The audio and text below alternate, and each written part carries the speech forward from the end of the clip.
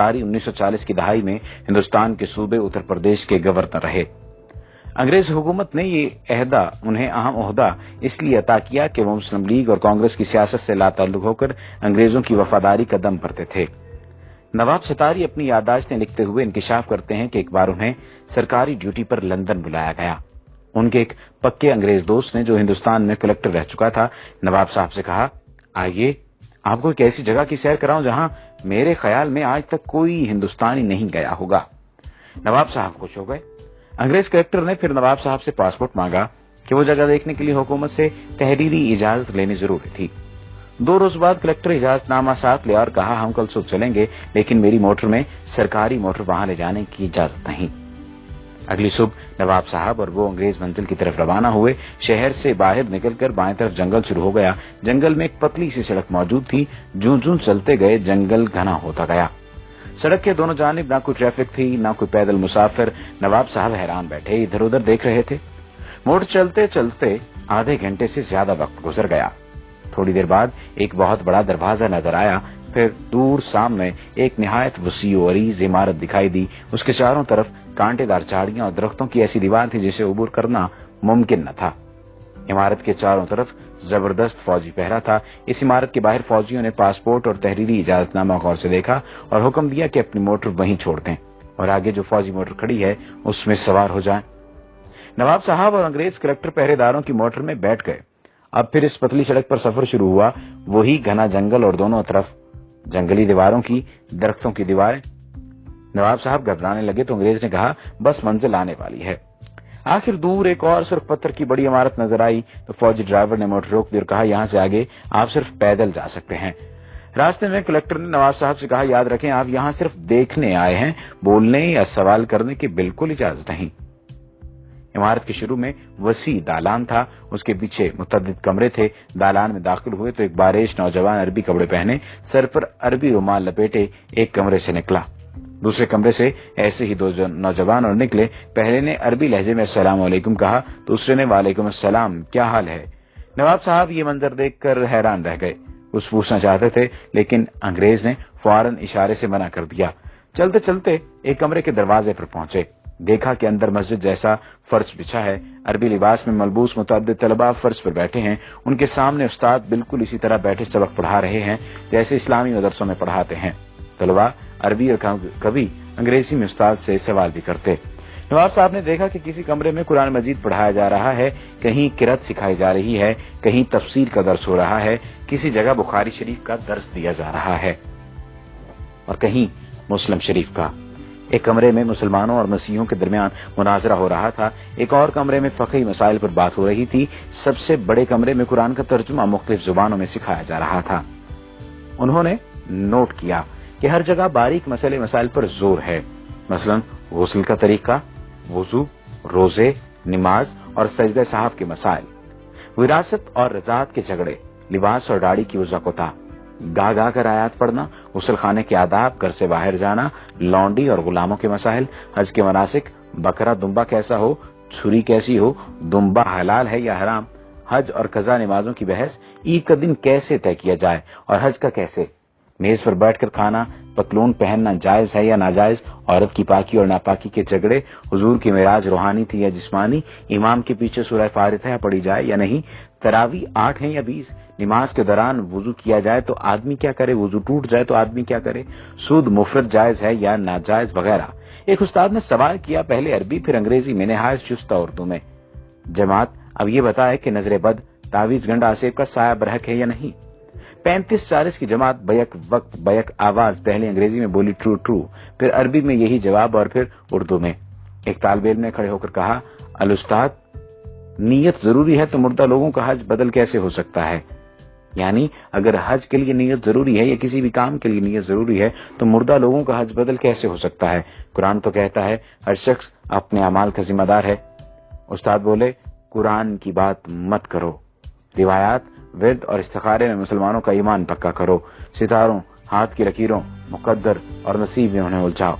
ये सब देखकर वो वापस हुए तो नवाब सतारी ने अंग्रेज कलेक्टर से पूछा, इतने अजीम दीनी मदरसे को आपने क्यों छुपा रखा है। अंग्रेज ने कहा, अरे भाई, इन सब में कोई मुसलमान नहीं, ये सब ईसाई हैं। तालीम मुकम्मल होने पर इन्हें मुसलमान मुल्कों खुसूसन मशरक़ वसता, तुर्की, ईरान और हिंदुस्तान भेज दिया जाता है। वहां पहुंचकर ये किसी बड़ी मस्जिद में नमाज पढ़ते हैं, फिर नमाजियों से कहते हैं कि वो यूरोपीय मुसलमान हैं। उन्होंने मिस्र की जामे और अजहर में तालीम पाई है और मुकम्मल आलिम हैं। यूरोप में इतने इस्लामी इदारे मौजूद नहीं कि वो तालीम दे सकें। वो सिर्फ 10 तनख्वाह नहीं चाहते, सिर्फ खाना, सर छुपाने की जगह दरकार है। फिर वो मुअज्जिन, पेश इमाम बच्चों के लिए कुरान पढ़ाने के तौर पर अपनी खिदमत पेश करते हैं। तालीमी इदारा हो तो उसमें उस्ताद मुकर्रर हो जाते हैं, जुमे के खुतबे तक देते हैं। नवाब साहब के अंग्रेज मेहमान ने उन्हें ये बताकर हैरान कर दिया कि अजीम मदरसे के बुनियादी आदाफ ये हैं। मुसलमानों को रिवायात, जिक्र के वजीफों और नजरी मसाइल में उलझाकर कुरान से दूर रखा जाए। हुजूर अकरम सल्लल्लाहु अलैहि वसल्लम का दर्जा जिस तरह भी हो सके घटाया जाए। कभी ये कहो कि आप सल्लल्लाहु अलैहि वसल्लम नौज बिल्लाह रिजल मशहूर यानी जादू ज़दा थे। उस अंग्रेज ने ये इंकशाफ भी किया कि 1920 में रंगीला रसूल नामी किताब राजपाल से इसी इदारे ने लिखवाई थी। इस तरह कई बरस पहले मिर्जा गुलाम अहमद कादियानी को झूठा नबी बनाकर खड़ा करने वाला यही इदारा था। इनकी किताबों की बुनियाद लंदन की इसी इमारत से तैयार होकर जाती थी। खबर है कि सुलेमान रुश्दी की किताब लिखवाने में भी इसी इदारे का हाथ है। खुदाया ऐसा न हो कि मगरब रहन में ही हमारा मेरा समाज रख ले। है फितना परवर निजाम आलम तो अपने मुस्लिम की लाज रख ले। अब जंगल की हवेली के एक मकीन से मुलाकात कीजिए। ये वाकया मेरे दोस्त हुसैन अमीर फरहाद के साथ कुवैत में पेश आया। वाकया उन्हीं की जुबानी सुनिए। ये 1979 का वाकया है। इन दिनों में कुवैत की कंपनी में मंदूबे ताल्लुकात आमा यानी अफसर ताल्लुकात आमा मौजूद था, यानी पब्लिक रिलेशन ऑफिसर। हमारी कंपनी के डायरेक्टर ने श्रीलंका से घर के कामकाज के लिए खादमा मंगाई। दूसरे दिन मुझसे कहा, इस खादमा को वापस भेज दो, वो हमारे किसी काम की नहीं, क्योंकि अरबी जानती है ना ही अंग्रेजी। मैं इसके दस्तावेजात लेकर मुतलका जगह पहुंचा तो पता चला कि फिलहाल श्रीलंकन सफारत मौजूद नहीं, अलबत्ता बरतानवी श्रीलंकन बाशिंदों के मामलात देखते हैं। ब्रिटिश कौंसिल में इस्तकबालिया क्लर्क ने मेरा कार्ड देखा तो मिस्टर विल्सन से मिलाया। वो बड़े इत्तेफाक से मिले और बिठाया। जब उसने अंदाजा लगाया कि मैं भारतीय पाकिस्तानी हूँ तो उर्दू में कहा, मैं क्या खिदमत कर सकता हूँ। मैंने श्रीलंकन खादमा के मुतालिक बताया तो उसने कहा, कोई मसला नहीं, इसे हम रख लेंगे, आपको जो खर्च आया वो हम अदा करेंगे। ये बताओ कहाँ के रहने वाले हो। मैंने कहा, पाकिस्तान।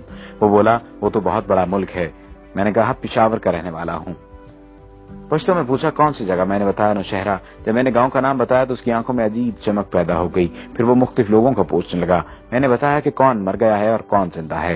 मैंने सोचा हो सकता है ये नौशहरा छावनी में मुलाजमत करता रहा हो, लेकिन उसकी उम्र ज्यादा नहीं थी। उसने कहा, कुछ और कहानी सुनाई। फिर उसने काफी मंगाई। फिर इंटरकॉम पर क्लर्क से कहा कि इसके पास किसी को मत भेजना। वो इतना खुश था कि मैं बयान नहीं कर सकता था। उसकी खुशी दीदनी थी। कॉफी के दौरान उसने बताया, मैं आपके गांव मोहल्ला ईसा खेल में 4 साल तक पेश इमाम रहा हूं। मैंने पूछा, क्या आप मुसलमान हैं? वो बोला, मैंने 4 साल तक आपके गांव का नमक खाया है। आपके गांव वालों ने मुझे बड़ी इज्जत दी। मैं आपसे झूठ नहीं बोलूंगा, मैं ईसाई हूं, यानी अहले किताब। उसके बाद मेरा उसके यहाँ आना जाना रहा। वो मुझे अपना हम वतन समझता रहा और तकरीबन मेरा हम उम्र था। तज्जुब की बात यह है कि वो हमारे यहाँ पाकिस्तान बनने के बाद रहा था। एक दिन मैंने पूछा, आप पठानों का खाना कैसा खाते रहे, यानी आपको जायका अजीब नहीं लगता था, कैसे खाते थे आप? वो कहने लगा, आप लोगों का खाना इतना मजेदार होता है कि मैं यहाँ आज भी घर जाते हुए ईरानी तंदूर से रोटी लेकर मोटर में रोटी खाता हूँ। जब मैं कुवैत से पाकिस्तान आ रहा था तो मैंने इससे वही सवाल पूछा जिसे वो हमेशा टालता रहता था। मैंने दरियाफ्त किया, अब तो बता दो कि तुम ईसाई होकर पठानों के गांव में रूखी सूखी क्यों खाते थे और पेश इमाम की खिदमत अंजाम देते रहे, आखिर क्यों? वो काफी देर तक सर झुकाए सोचता रहा। फिर सर उठाकर मेरी आंखों में झांका और कहा, हमें अपने मुल्क के मफादात की खातिर बात औकात बहुत कुछ करना पड़ता है। हमारे यहाँ लंदन के मज़ाफ़ात में एक मरकज है जहाँ शक्ल शुबहात देकर अंग्रेजों को बैरूनी मज़ाहिब और जुबानों की तालीम दी जाती है। वहाँ से फारुग तहसील होकर फिर हमें मुख्तलिफ इलाकों में भेजा जाता है। गाँव आकर मैंने मोहल्ला ईसा खेल के बुजुर्गों को ये वाक़या सुनाया तो एक बूढ़े तालिब गुल ने कहा, मुझे शक पड़ा था मगर सब कह रहे थे कि ये चित्राली है। वहाँ अक्सर चित्राली मौलवी पेश इमाम हैं, वो भी गोरे हैं, बिल्कुल अंग्रेजों की तरह। फिर तालिब गुल ने कहा, चलो भाई अब 4 साल की नमाजें लौटाएं जो हमने अंग्रेज के पीछे पढ़ी, खाना खराब हो उसका। जब मैंने जंगल की हवेली के मुतालिक पढ़ा तो मुझे यकीन हो गया कि मिस्टर बैलन जरूर जंगल की हवेली का परवरदा था।